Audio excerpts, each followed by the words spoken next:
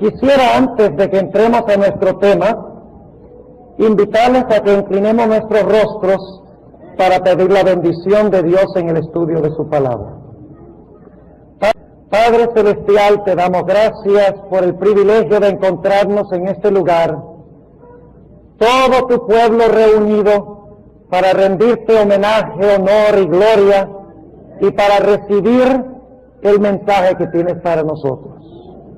Te pedimos, Señor, que tu palabra no regrese a ti vacía, sino que haga impacto en nuestros corazones, transforme nuestras vidas, nos ayude a ver la época seria en la cual estamos viviendo y nos ayude a prepararnos para el cierre de gracia y la venida de Jesús. Te lo pedimos en el precioso nombre de nuestro Salvador. Amén.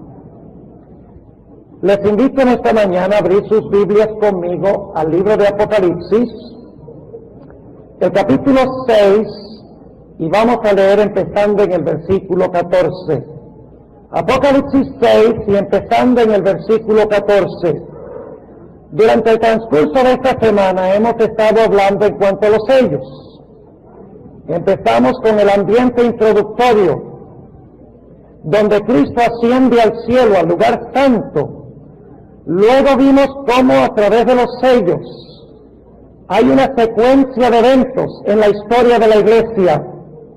Y en esta mañana vamos a hablar del último evento que se va a realizar antes de la segunda venida de Jesús, el sellamiento. Versículo 14.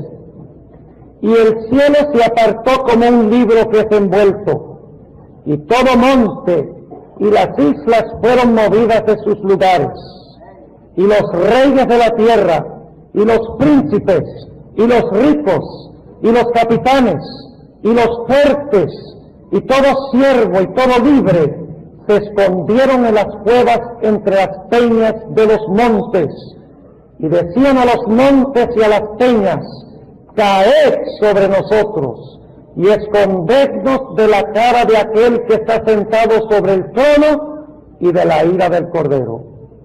Ahora surge la pregunta: ¿qué evento de la historia están describiendo estos versículos? Yo creo que los que estuvieron anoche no tienen ninguna duda, y posiblemente los demás, de que estos versículos están describiendo la gloriosa segunda venida del Señor Jesucristo en las nubes del cielo. Pero ahora noten cómo termina el capítulo 6, el versículo 17. Cuando venga ese terrible día, ese día de gran ira, hay una pregunta, versículo 17. Porque el gran día de su ira es venido. Y ahora noten la pregunta: ¿y quién podrá estar firme?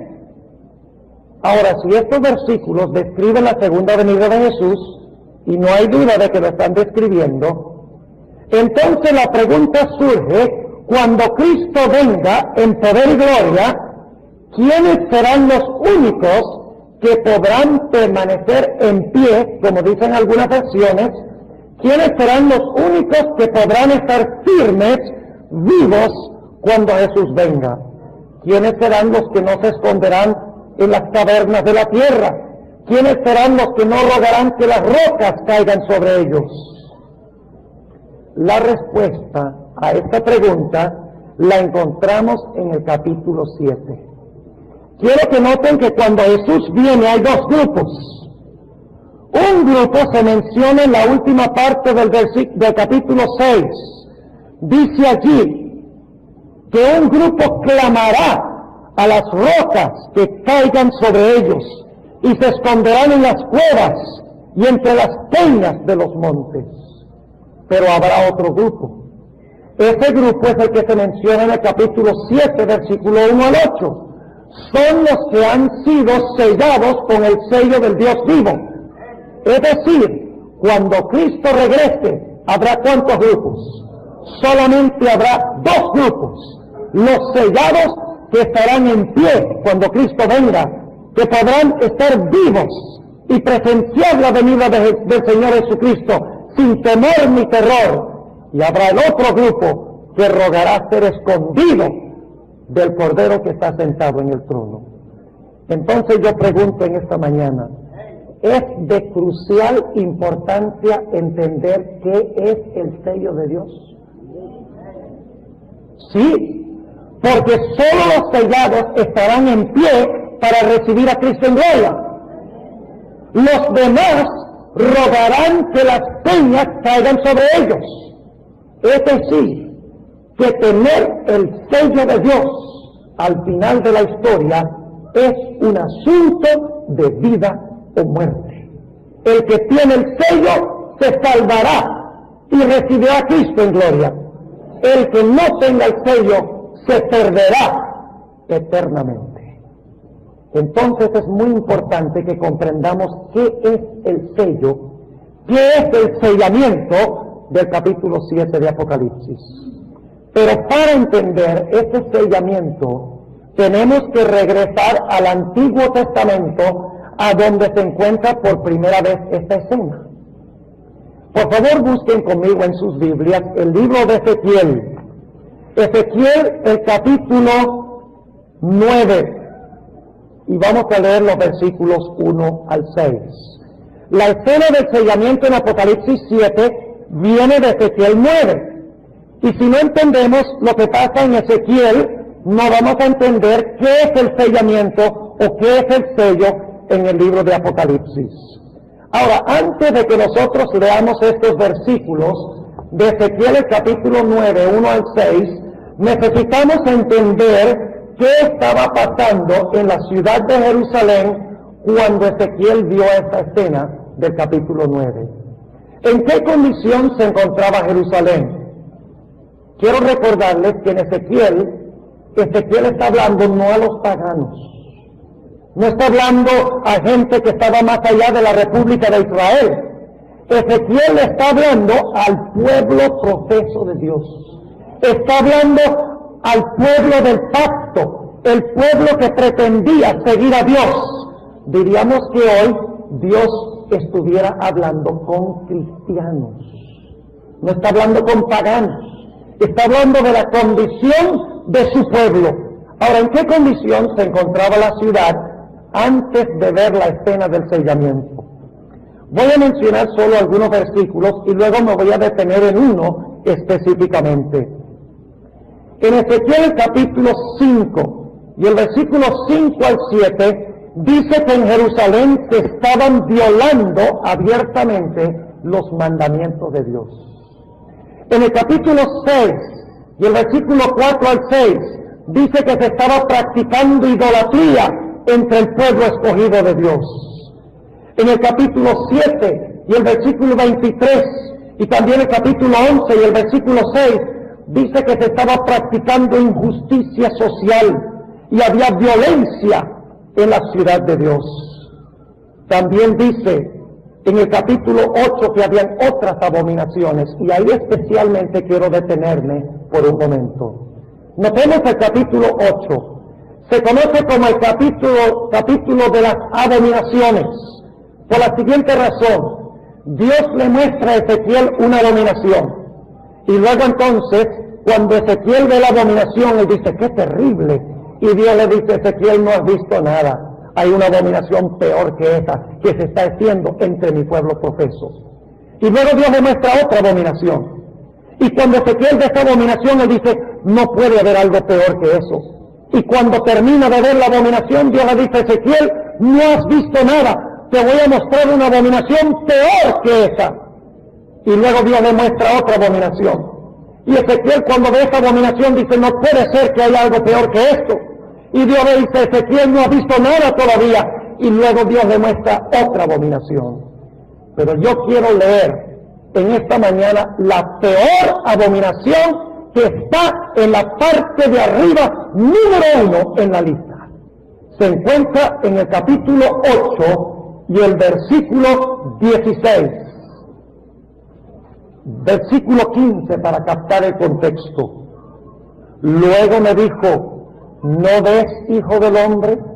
Vuélvete aún, verás abominaciones mayores que esas. Déjenme preguntarles, ¿está Dios poniendo las abominaciones por orden de seriedad? ¿Sí o no? Sí. ¿Y cuál es la peor? Versículo 16. Y metióme en el atrio de adentro de la casa de Jehová. ¿Dónde se estaba practicando esto? En la casa de Jehová. ¿Cuál es la casa de Jehová? El templo. Ahora yo les pregunto, ¿qué es el templo hoy? La iglesia, no solo la adventista. La iglesia cristiana es el templo. Ahora noten lo que dice, ¿qué se está haciendo? En el mismo templo de Dios, entre el pueblo que profesa a Dios. Y metióme en el atrio de adentro de la casa de Jehová. Y he aquí, junto a la entrada del templo de Jehová, entre la entrada y el altar, como 25 varones, sus espaldas vueltas al templo de Jehová y sus rostros al oriente, y encorvábanse al nacimiento del sol. ¿Cuál era el mayor de todos los pecados? Los líderes y el pueblo estaban adorando ¿qué? El sol, según dice aquí. Es la peor de todas las abominaciones. Y por lo tanto, noten lo que dice Dios en el capítulo 7 y el versículo 2. Como ellos están cometiendo estas abominaciones, y la peor de ellas es adorar al Dios Sol, dice Dios en el versículo 2 de Ezequiel 7, y tú, hijo del hombre, así ha dicho el Señor Jehová a la tierra de Israel, el fin viene sobre los 4 ángulos de la tierra. ¿Tiene esto alguna relación con Apocalipsis 7? Claro que sí. Ahora fíjense, la gente está adorando al Dios Sol y los líderes son los que están dando el ejemplo, según dice aquí. Y por lo tanto Dios dice, como están haciendo esto, viene la destrucción de los 4 ángulos de la tierra. Y luego tenemos la escena de Ezequiel 9. Vamos a leer Ezequiel 9:1. Y clamó a mis oídos con gran voz diciendo. ¿Cuál es la última cosa que menciona Ezequiel antes de esta escena? ¿Qué está haciendo el pueblo? ¿Adorando qué? Al sol. Ahora viene el contraste. Ahora viene un grupo que está haciendo algo contrario. Y que tiene algo contrario a la adoración al sol. Fíjense lo que dice. Y clamó a mis oídos con gran voz diciendo, los visitadores de la ciudad han llegado. Y cada uno trae en su mano su instrumento, ¿para qué? Para destruir. En Apocalipsis 7 hay 4 ángeles que tienen los vientos y están listos para soltarlos para que venga la destrucción. Sí. Y ahora noten el versículo 2. Y he aquí que 6 varones venían del camino de la puerta de arriba que está vuelta al Aquilón. Y cada uno traía en su mano su instrumento para destruir. Y entre ellos había un varón vestido de lienzos. ¿Quién es este varón vestido de lienzos? Cristo. ¿Y saben qué día es este? El día de la expiación. Porque el día que el sumo sacerdote se vestía de lino blanco, de lienzo blanco, ¿era qué día? El día de la expiación, que es el día del sellamiento. Dice, y entre ellos había un varón vestido de lienzos, el cual traía a su cintura una escribanía de escribano. Y entrados, paráronse junto al altar de bronce. Y la gloria del Dios de Israel se alzó de sobre el querubín sobre el cual había estado, al umbral de la casa, y llamó, hayan sido sellados en sus frentes. Versículo 5. Y a los otros dijo a mis oídos, pasad por la ciudad en pos de él. Es decir, ¿después que quién? Después que el que selló, después del ángel sellar. Pasad por la ciudad en pos de él, y herid, no perdone vuestro ojo, ni tengáis misericordia. Matad viejos, mozos y vírgenes, niños y mujeres, hasta que no quede ninguno. Pero luego noten lo que dice: mas a todo aquel sobre el cual hubiere señal, no llegaréis, y habéis de comentar desde mi santuario, desde donde los líderes están adorando al sol. Comenzaron pues desde los varones ancianos que estaban delante del templo. Noten la escena: 4 ángeles a los 4 ángulos, que cuando suelten los vientos vendrá el fin, según Ezequiel 7. El pueblo profeso de Dios adorando ¿qué? Al Dios Sol. Pero dentro del pueblo de Dios hay un grupo que clama y gime por las abominaciones, que no adora al Dios Sol, que deplora la adoración al Sol. Y claman y gimen en medio de la ciudad a Dios. Y luego vemos este varón vestido de lienzos que viene y sella en la frente a todas las personas que claman y gimen en contra de las abominaciones, y específicamente de la abominación de adorar al Dios Sol. Y luego se da la orden, después del sellamiento: pasen ustedes en medio de los demás, y los que no tengan el sello, destrúyanos, de tal manera que no quede ni uno solo.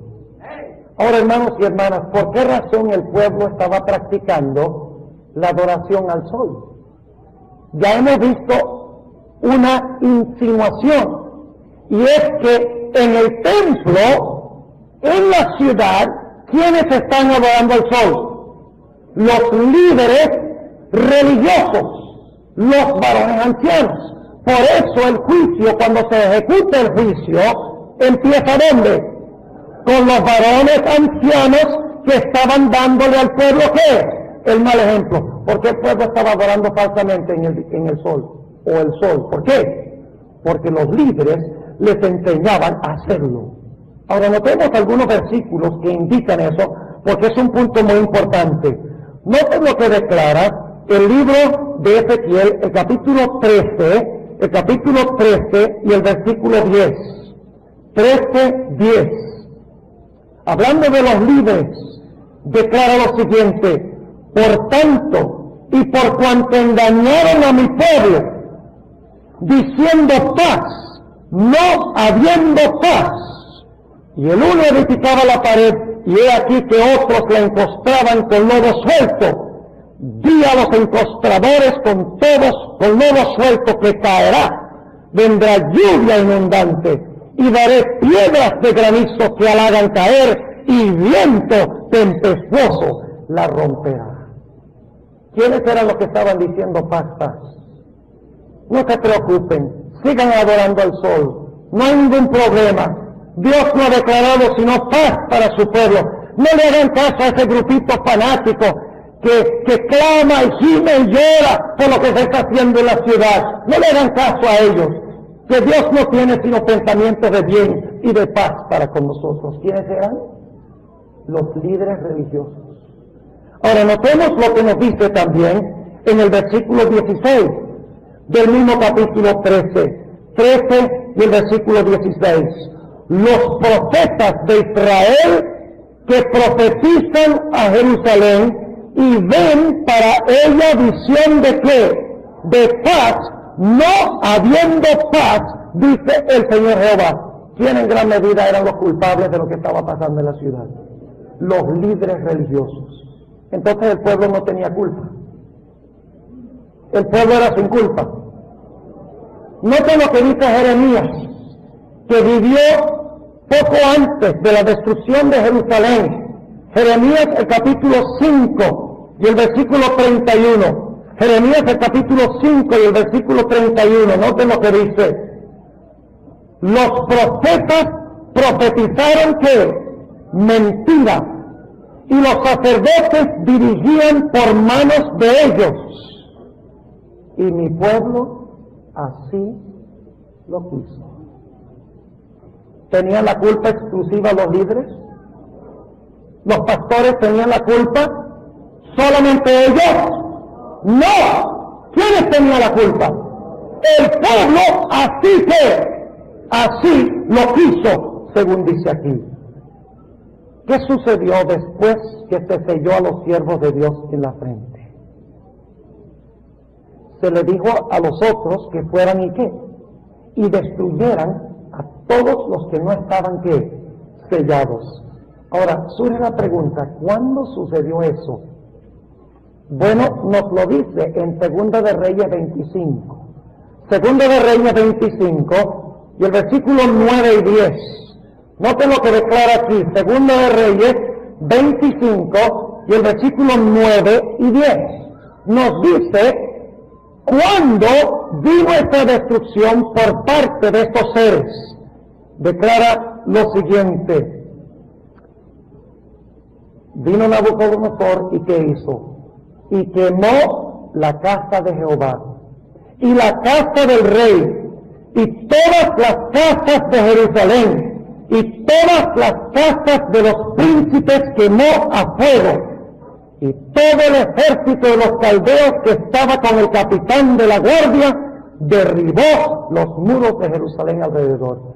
Y saben ustedes, si leen el libro de Lamentaciones, encontrarán que hubo un terrible tiempo de angustia en la ciudad de Jerusalén. Vamos a leerlo un momentico. En el libro de Lamentaciones, el capítulo 4 y el versículo 11 al 13. Lamentaciones, el capítulo 4 y el versículo 11 hasta el versículo 13. Declara lo siguiente: cumplió Jehová su enojo, derramó el ardor de su ira y encendió fuego en Sión, que consumió sus fundamentos. Nunca los reyes de la tierra, ni todos los que habitan en el mundo, creyeron que el enemigo y el adversario entrara por las puertas de Jerusalén. Y luego explica qué fue lo que pasó. Es por los pecados de sus ¿qué? De sus profetas, por las maldades de sus sacerdotes, que derramaron en medio de ella la sangre de los justos. Un terrible tiempo de tribulación vino a la ciudad y finalmente fue destruida por Nabucodonosor. Pero yo pregunto, cuando Nabucodonosor vino a la ciudad, ¿perecieron todos los que estaban en la ciudad? No. ¿Quiénes no perecieron? Ezequiel 9 dice, los que tenían el sello de Dios en la frente. Ahora nos preguntamos, ¿qué es ese sello o qué es esa señal que se colocó en la frente? Dejemos que el mismo Ezequiel nos lo diga. Vamos al libro de Ezequiel, el capítulo 20 y el versículo 12. Ezequiel, el capítulo 20 y el versículo 12. ¿Qué es esa señal? ¿Qué es ese sello? Dice allí lo siguiente, y ustedes conocen bien el versículo: y diles también mis ¿qué? Mis sábados, que fuesen por señal entre mí y ellos, para que supiesen que yo soy Jehová, que los santifico. Y el versículo 20, y santificad mis sábados, y sean ¿por qué? Por señal entre mí y vosotros, para que sepáis que yo soy Jehová, vuestro Dios. Según Ezequiel, ¿qué era el sello que fue colocada en la frente? ¿Qué era la señal colocada en la frente? El sábado. Ahora, es decir, que todos los que tenían el sello del sábado en su frente, cuando Nabucodonosor vino y destruyó la ciudad, sus vidas fueron preservadas. Ahora, posiblemente alguno diga aquí, pastor, usted me quiere a mí hacer creer que porque el pueblo no guardaba el sábado fue que Dios encendió fuego en Jerusalén y destruyó a tantas personas, y fue tan terrible que las madres se comían a sus hijos porque no guardaban el sábado, porque no tenían esa señal. ¿Cómo, pastor? Usted puede comprobar eso. Vamos al libro de Jeremías, que vivió poco antes de que sucediera este evento, y vamos a ver qué nos dice Jeremías, a ver si fue porque violaban el sábado, porque pisoteaban el sábado, que vino la destrucción. Jeremías 17, y vamos a empezar leyendo en el versículo 21. Jeremías 17 y el versículo 21 dice lo siguiente: así ha dicho Jehová, guardaos por vuestras vidas, y no traigáis carga en el día del sábado para meter por las puertas de Jerusalén, ni saquéis carga de vuestras casas en el día del sábado, ni hagáis obra alguna, mas santificad el día del sábado, como mandé a vuestros padres.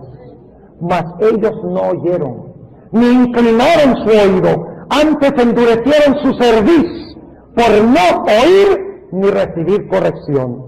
Y ahora note la promesa de Dios.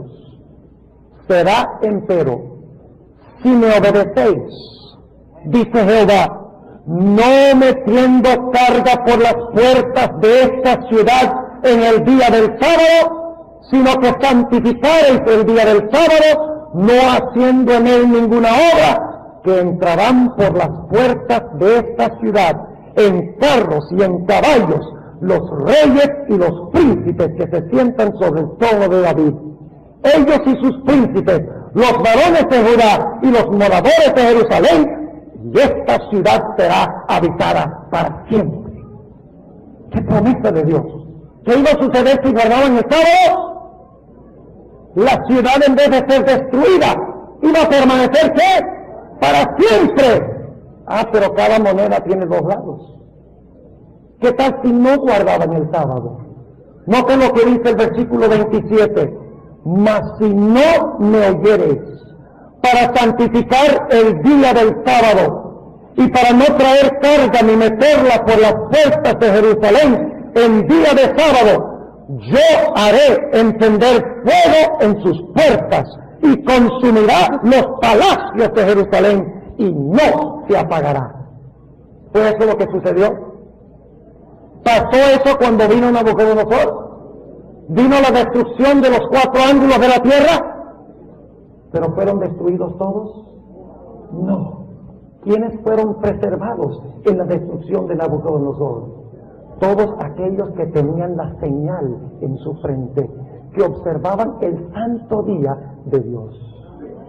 Ahora, antes de ir a la aplicación final de esta historia en Apocalipsis, quiero que recordemos que en Ezequiel se hace contraste entre dos grupos. Los que adoran al sol y los que tienen la señal en su frente, que es el sábado. ¿Cuántos grupos? 2. Unos se distinguen porque honran al Dios ¿qué? Y los otros porque ¿qué? Porque tienen la señal de Dios en su frente, que es ¿qué? El sábado. Ahora, ¿tendrá eso alguna relación con el libro de Apocalipsis? Claro que sí. Vamos al libro de Apocalipsis. El capítulo 7. Apocalipsis, el capítulo 7. Y vamos a notar si hay alguna relación entre estos dos pasajes. Repasemos. ¿Qué está pasando en medio del pueblo de Dios? ¿Qué está haciendo el profeso pueblo de Dios? Adorando al sol. Por lo tanto, Dios dice, viene la destrucción ¿de dónde? El fin viene ¿de qué? De los 4 ángulos de la tierra. ¿Pero todo el mundo está en apostasía adorando al sol? No. Hay un grupo que clama y gime porque se está adorando al sol. Y por lo tanto, antes de que venga la destrucción, ¿qué hace el ángel? Viene y pone ¿qué? El sello del sábado en su frente, la señal en su frente. Y finalmente, cuando llega la destrucción, ¿quiénes son preservados? Los que tienen la señal. ¿Qué pasa con todos los demás? Son destruidos. ¿Quiénes tenían la culpa por la situación en que se encontraba el pueblo? Los líderes espirituales, los profetas y los sacerdotes. Ahora, con esto en mente, vamos al capítulo 6, brevemente, de Apocalipsis, y empezando en el versículo 14, 6:14. Y el cielo se apartó como un libro que se envuelto, y todo monte y las islas fueron movidas de sus lugares, y los reyes de la tierra, y los príncipes, y los ricos, y los capitanes, y los fuertes, y todo siervo y todo libre, se escondieron en las cuevas y entre las peñas de los montes, y decían a los montes y a las peñas, caed sobre nosotros, y escondednos de la cara de aquel que está sentado sobre el trono, y de la ira del Cordero, porque el gran día de su ira es venido, y ¿quién podrá estar firme? Yo les pregunto, ¿viene un día de gran destrucción al planeta Tierra? ¿De dónde viene la destrucción? capítulo 7 y el versículo 1. Después de estas cosas vi, ¿cuántos? 4 ángeles. ¿Y dónde están los 4 ángeles? A los 4 ángulos de la tierra, deteniendo los 4 vientos. ¿Qué va a pasar cuando se sueltan los 4 vientos? Eso es cuando se desmorona el cosmos, cuando Cristo venga. Vi 4 ángeles que estaban sobre los 4 ángulos de la tierra y que estaban haciendo, deteniendo los 4 vientos de la tierra, para que no soplase viento sobre la tierra, ni sobre la mar, ni sobre ningún árbol. Ahora noten el versículo 2. Y vi otro ángel que subía del nacimiento del sol, del oriente, teniendo que el sello del Dios vivo. ¿Alguna relación con Ezequiel 9? Claro que sí. Se ve a leguas que es la misma escena, teniendo el sello del Dios vivo. Y clamó con gran voz a los 4 ángeles, a los cuales era dado hacer daño a la tierra y al mar, diciendo: ¿se da la misma orden ahora a los ángeles? ¿Sí o no? Sí. No hagáis daño a la tierra, ni al mar, ni a los árboles, hasta que ¿qué? Hasta que señalemos a los siervos de nuestro Dios en sus frentes. Ahora yo pregunto, ¿cuántos grupos habrá al final de la historia? 2. Vamos a ir un poquito más adelante en Apocalipsis para que veamos los 2 grupos. ¿Recuerdan cuáles son los 2 grupos en el día de Ezequiel? Los que adoraban ¿qué? Al sol, y los que adoraban al verdadero Dios y lo manifestaban guardando ¿qué? El sábado. 2 grupos en Ezequiel. ¿Será que los mismos 2 grupos están en Apocalipsis? ¿Será que el sello es el mismo? La escena es la misma. Ahora fíjense lo que dice Apocalipsis 13, y tenemos que leer varios versículos. El capítulo 13 y el versículo 12 habla de cuando se unen la bestia y la imagen de la bestia. ¿Y qué van a imponer la bestia y la imagen de la bestia? ¿Qué van a imponer? La marca de la bestia. ¿Sí o no? Ahora escuchen. Vamos a leer el versículo 12. 11. Después vi otra bestia que subía de la tierra y tenía 2 cuernos semejantes a los de un cordero, mas hablaba como un dragón, y ejerce todo el poder de la primera bestia, es decir, está en liga con la primera bestia. Y luego dice: y hacia la tierra y a los moradores de ella adorar a la primera bestia, cuya llaga de muerte fue curada.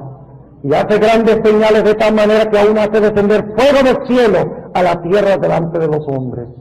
Y engaña a los moradores de la tierra por las señales que le ha sido dado a hacer en presencia de la bestia, mandando a los moradores de la tierra que hagan la imagen de la bestia que tiene la herida de cuchillo y vivió. Y les fue dado que diese espíritu a la imagen de la bestia, para que la imagen de la bestia hable, y hará que cualesquiera que no adoraren a la imagen de la bestia sean muertos. Y hacía que a todos, a los pequeños y a los grandes, a los ricos y a los pobres, a los libres y a los siervos, se pusiese una ¿qué? Una marca en su mano derecha, ¿o a dónde? En sus frentes, y que ninguno pudiese comprar o vender, sino el que tuviera la señal o el nombre de la bestia o el número de su nombre. ¿Cuál es el primer grupo? El grupo que tiene la marca ¿de quién? La marca de la bestia. ¿Será que hay un grupo que está en contraste con ese grupo? Noten el capítulo 14:1, el siguiente versículo dice: y miré, y he aquí el Cordero estaba sobre el monte de Sión. ¿Y quiénes estaban con él? ¿De quién habla Apocalipsis en el capítulo 7? ¿Desplegamiento de quiénes? De los 144,000, ¿sí o no? ¿Esto está hablando de lo mismo, sí o no? Sí. Y miré, y aquí el Cordero estaba sobre el monte de Sión, y con él 144,000 que tenían el nombre de su Padre escrito en sus frentes. Hay un contraste entre dos grupos en el libro de Apocalipsis, ¿sí o no? ¿Cuál es el primer grupo? Los que tienen la marca de ¿qué? De la bestia. Y los otros tienen el sello de Dios, ¿dónde? En la frente. Ahora, ¿qué era el sello en el libro de Ezequiel? ¿Qué es el sello al final de la historia? Ahora escuchen bien lo que les voy a decir, porque es muy importante. Si en el libro de Ezequiel el sello que se colocó en la frente era el sábado, como lo leímos, y estaba en contraste con los que adoraban al Dios Sol inmediatamente antes del sellamiento, al final de la historia debe ser también que Dios va a tener un pueblo que tiene el sábado como su señal, y los otros adorarán en algo relacionado ¿con qué? Con el sol. Ahora la pregunta es, hoy en día la mayoría de los cristianos adoran ¿en qué día?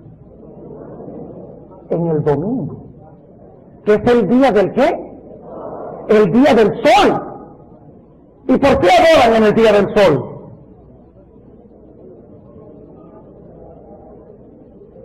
Saben que yo he hablado con muchas personas en cuanto al domingo. Y cuando finalmente no tienen con qué defenderse, ¿saben lo que me dicen? Yo voy a hablar con mi pastor. ¿Le ha pasado eso? Mi pastor le puede refutar. Porque es que el mundo cristiano está tan engañado. ¿Por qué? Porque los ministros les han enseñado, ¿qué cosa? Que el domingo es el día de reposo. Ahora escuchen bien lo que voy a decir. ¿Satanás tiene algo falso para todo lo que Dios tiene verdadero? ¿Sí o no? Ahora déjenme preguntarles esto. ¿Qué viene primero, lo genuino o lo falso? Lo genuino. Muchos no están convencidos. Déjenme ilustrar lo que quiero decir. ¿Cuántos de ustedes han visto un billete falso de $4? ¿Ah? Nunca han visto un billete. Imagínense los falsificadores, ¿cómo se podrían poner de ricos si hicieran un billete falso de $4? ¿Qué pasaría si ustedes fueran a una caja para pagar con un billete falso de $4? El cajero se burlaría de usted. ¿Por qué no podría haber un billete falso de $4? Porque no hay uno que genuino y verdadero. ¿Qué viene primero en el tiempo? ¿Lo genuino o lo falso?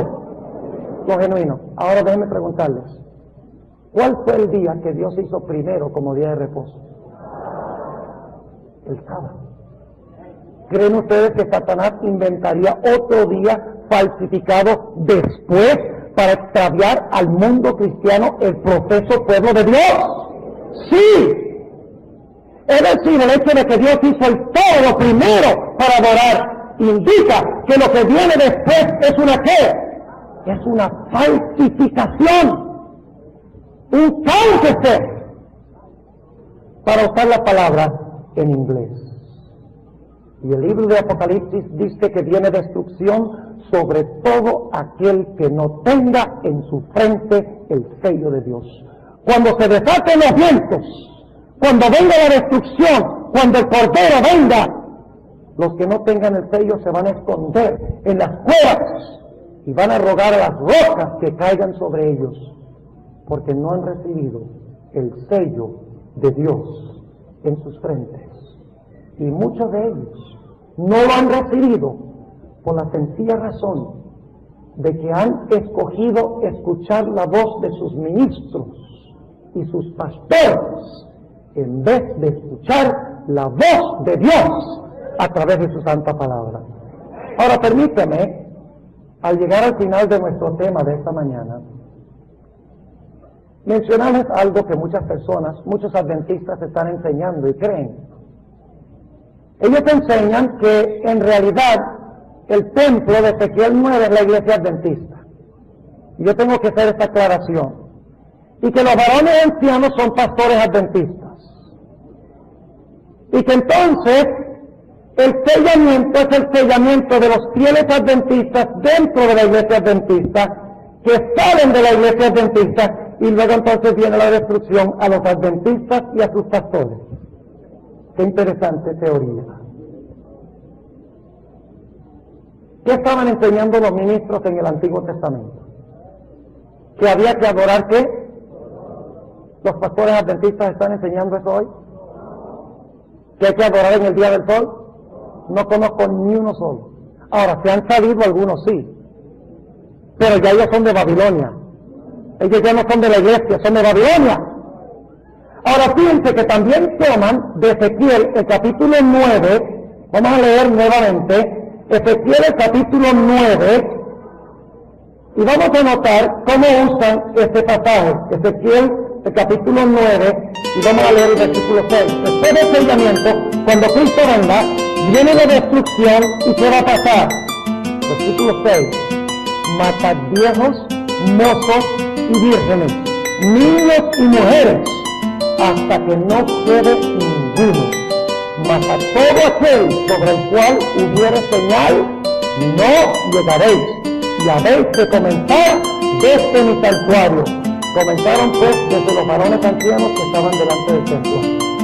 Muchos, inclusive adventistas, enseñan que esa destrucción viene contra primero los pastores adventistas y después viene la destrucción sobre esta iglesia. Yo quiero leer una cita en el libro Conflicto de los Siglos, la página 714, que les indica que esto no está hablando en absoluto de esto. Déjenme preguntarles, ¿los adventistas son los únicos que profesan servir a Dios? ¿Son los únicos que profesan haber aceptado a Cristo?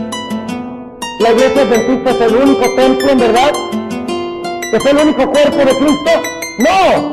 El cuerpo de Cristo, el templo de Cristo es todo el cristianismo. Todos los que profesan el nombre de Jesús. Ahora fíjense lo que dice la sierva de Dios en el Conflicto de los Siglos, página 714. La marca de la redención ha sido puesta sobre los que gimen y se angustian a causa de todas las abominaciones que se hacen. ¿De dónde viene esta cita? ¿De dónde?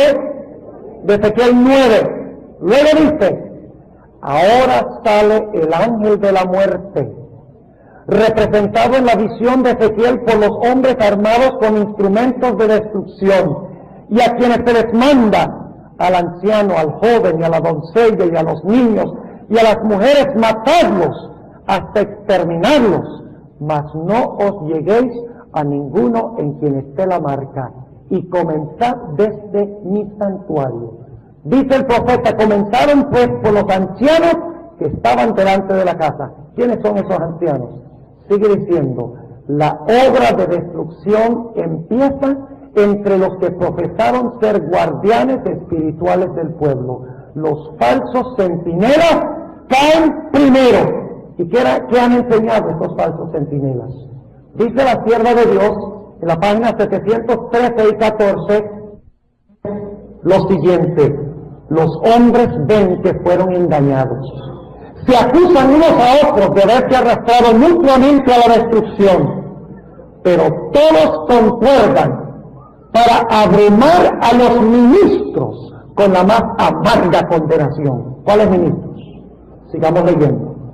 Los pastores infieles profetizaron cosas lisonjeras, indujeron a sus oyentes a menospreciar la ley de Dios y a perseguir a los que querían santificarla. ¿Eso hacen los pastores adventistas? Hay algunos pastorcitos por ahí que están un poquito mareados con este asunto de la ley, pero esos terminarán tarde o temprano fuera de la iglesia.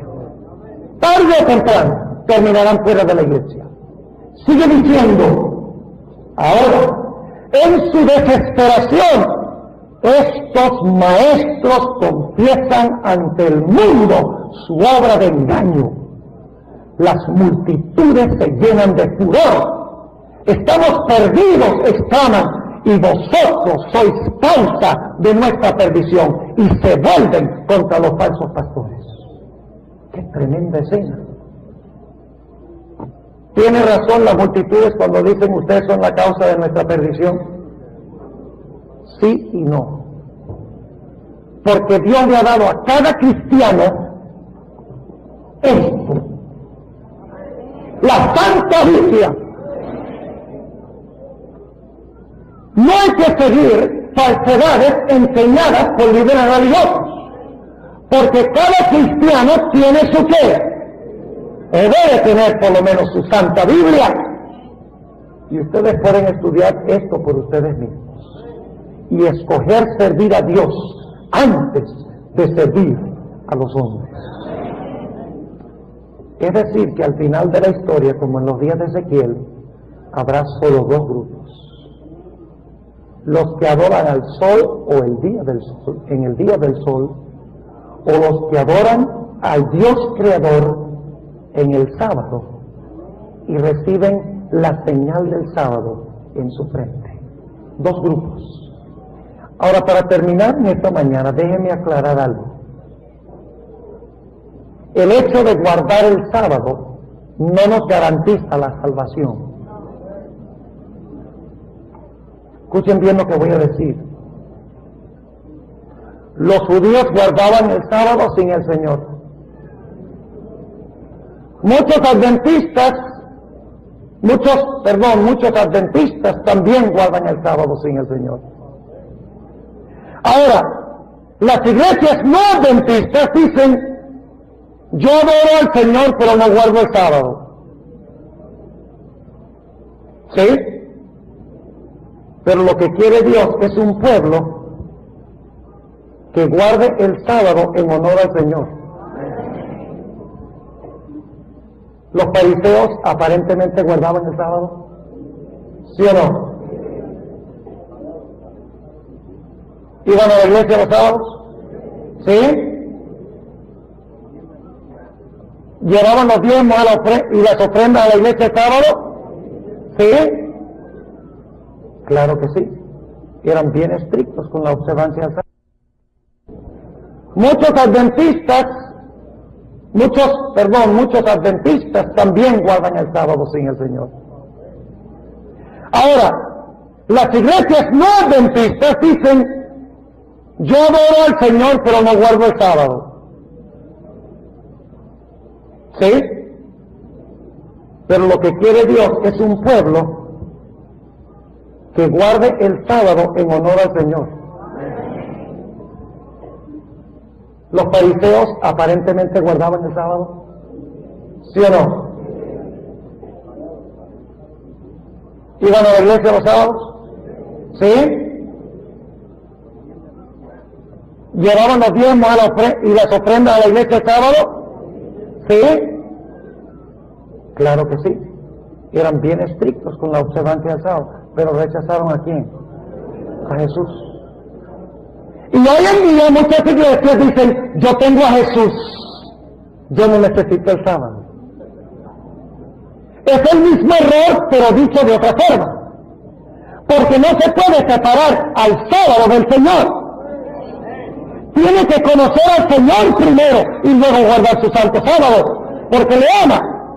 Y al final de la historia habrá un grupo que amará tanto a Jesús y deseará pasar tanto ese tiempo solo con Jesús, que cuando los poderes del mundo digan: no puedes guardar el sábado, ellos dirán: me quedo con Jesús, me reúno con Jesús, aunque me maten.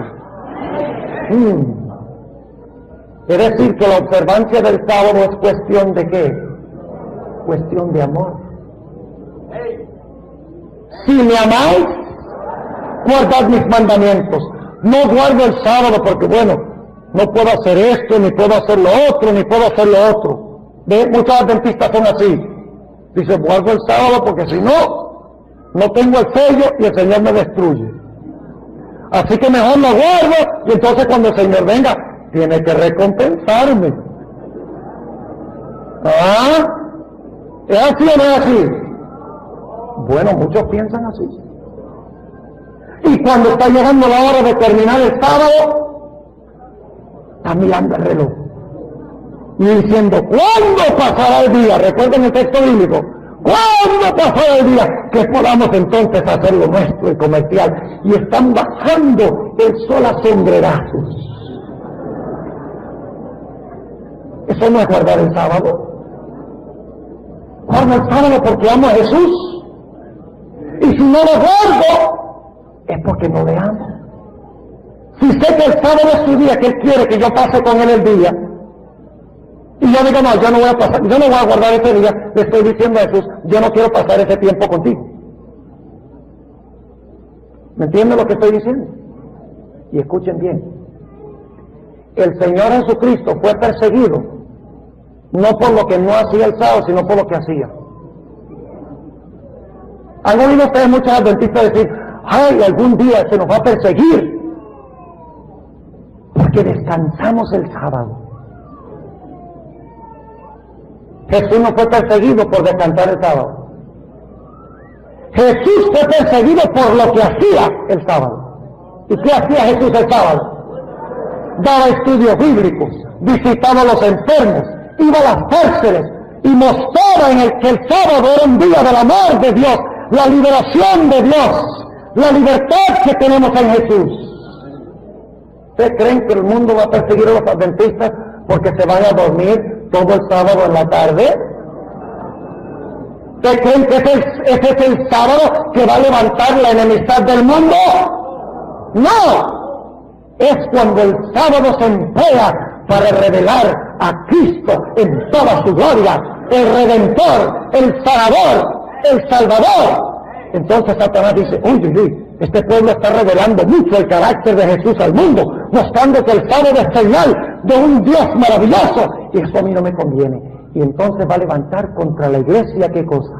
Persecución. Permítame relatarles una historia para concluir, ilustrando de que no somos salvos porque guardamos el sábado, guardamos el sábado porque somos salvos. Fíjense, ¿es diferente eso?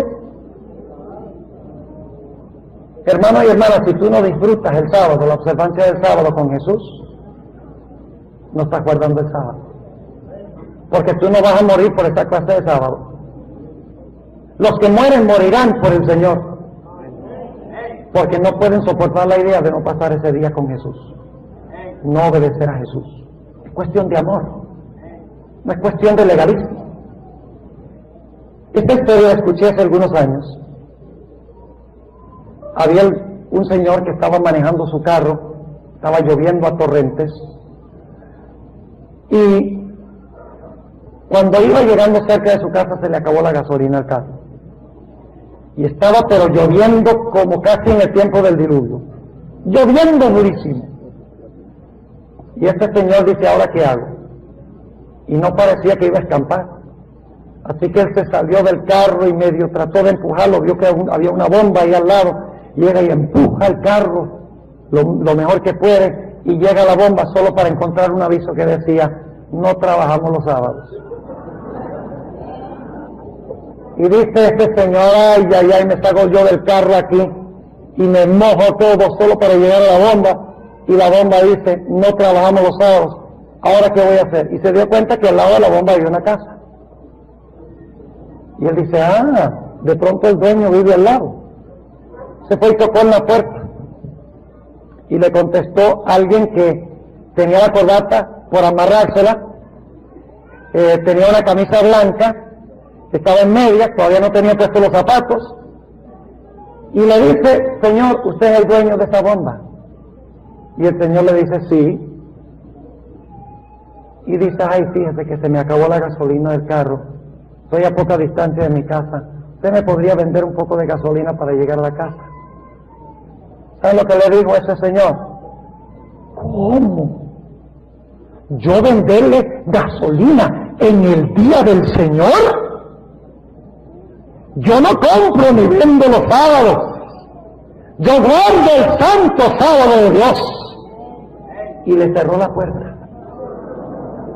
Era adventista del séptimo día. El Señor regresó a su carro y se fue. La única forma como supimos de esta historia es porque un colportor visitó a este señor un tiempo después, y cuando supo que el colportor era adventista, le dijo, yo no quiero nada que ver con ustedes. El hermano adventista estaba guardando el sábado. ¿Qué le hubiera costado mostrar que el sábado es un día de misericordia? Haberle regalado la gasolina. A mí me pasó una vez así también. Pastoreaba en el inicio de mi ministerio en Chicago. Un hermano me llamó. ¿Cuántos son de Chicago? ¿Hay alguien aquí de Chicago? Ve, hay algunos. Empecé en lo que era la iglesia del oeste. Solo habían 3 iglesias en Chicago. Eso fue hace unos cuantos años. Y me llegó una llamada de un hermano de la iglesia diciendo, pastor, hay una familia que está muy necesitada, no tiene nada que comer. ¿Usted podría ayudar? Yo le dije, bueno, ¿ha llamado el departamento de las Dorcas? Sí, llamé, pero las provisiones de ellos de comida están en 0. Y yo en mi casa no tenía casi nada porque íbamos a hacer mercado al principio de la próxima semana, no teníamos nada prácticamente. Así que yo le dije, hermano, no se preocupe. Yo voy a ir al mercado y voy a comprar. Era sábado en la mañana. Por lo tanto, me monté en el carro, fui a la tienda, cogí un carrito, empecé a llenarlo de las cosas más esenciales que necesitaría una persona o una familia. Llegué a la caja y pagué en la caja y salí. No pensé más. Fuimos, visitamos a la familia, les dimos la comida. No les estoy dando permiso de hacer mercado los sábados. Pero si acaso, no usen esto como un pretexto. No hay ningún problema con que cambien la llanta de su automóvil en sábado si se pincha, pero no significa que van a rotar los cauchos en sábado. Cambiarlos en sábado. Ahora, un momentito, hermano, permítame terminar el sermón y entonces, si tiene algún comentario, vamos a recibirlo al final. Entonces, yo salí sin pensarlo más, y pasaron como 3 semanas, y llegó finalmente un hermano y me dije, pastor, está corriendo el rumor por toda la iglesia, de que usted va y hace su mercado el sábado. Y yo le dije, ¿cómo, hermano? ¿Quiénes están diciendo eso? En toda la iglesia está regado. Yo le dije, pero hermano, yo no hago mercado de sábado. A mí se me había olvidado. Y me dice, sí, hay un hermano que dice que él jura sobre la Biblia de que él lo vio a usted salir con bolsas llenas de comida de un supermercado en sábado. Yo le dije, a mí todavía no se me había ocurrido porque yo no acostumbraba a hacerlo. Entonces le dije, ¿hace cuánto fue eso? Dice, hace como unas 3 semanas. Ah, sí, le dije. Y entonces le expliqué, le dije, mire que había una familia soportando hambre. Y yo no creo que Dios quiera que ellos pasen todo el sábado con hambre. Y por lo tanto yo fui y yo compré. Y les di el alimento. Hubieran visto ustedes el rostro de ese hermano. Miró hacia el suelo con una cara de vergüenza. Y luego yo me paré en la iglesia y expliqué. Y todos esos hermanos que habían esparcido el cuento de que el pastor Bora hacía mercado en sábado, estaban supremamente avergonzados. Podemos nosotros convertir el sábado en un Dios. El sábado fue hecho para misericordia, para bien del hombre, para que disfrutemos en el Señor, para que gocemos en el Señor. Y solo los que conocen al Señor en verdad guardan el sábado del Señor. Solo los que reposan en Cristo pueden guardar el sábado, porque es imposible guardar el sábado del Señor sin conocer al Señor del sábado. Dios nos permita ver la seriedad de este asunto, de venir a Jesús y decirle, Señor Jesús, te amo. Señor Jesús, yo quiero pasar esas 24 horas contigo. No puedo ni pensar en la posibilidad de no pasar ese día contigo, porque es que como te amo tanto, quiero pasar ese tiempo contigo. Y que estemos dispuestos por amor a Jesús de recibir el sello de Dios en la frente.